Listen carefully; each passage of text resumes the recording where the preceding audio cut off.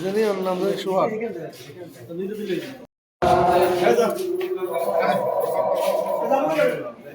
পটুয়াখালীর কলাপাড়ায় আবাসিক এলাকা থেকে দুই পতিতা ও খদ্দের সহ এক দেহ ব্যবসায়ীকে গ্রেপ্তার করেছে পুলিশ। রবিবার দুপুর 1টায় তাদেরকে আদালতে পাঠানো হয়। এর আগে ভোররাতে কলাপাড়া উপজেলার নীলগঞ্জ ইউনিয়নের সলিমপুর গ্রামে সোহাগ হাওলাদারের বসতঘর থেকে তাদেরকে গ্রেপ্তার করা হয়।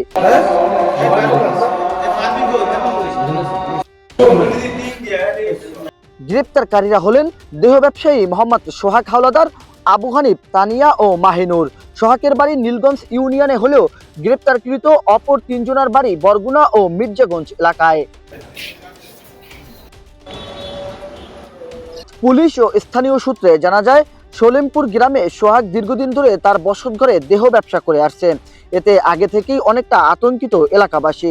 গতকাল রাতে 999 ফোনের মাধ্যমে পুলিশ জানতে পারে যে ওই বাড়িতে পতিতা সহ খদ্দর অবস্থান করছে।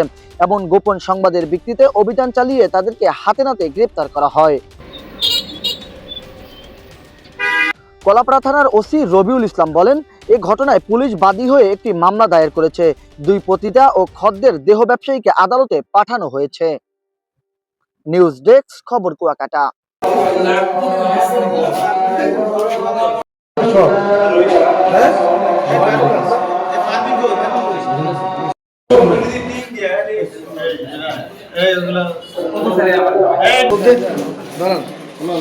জানি ওর নাম সোহাগ।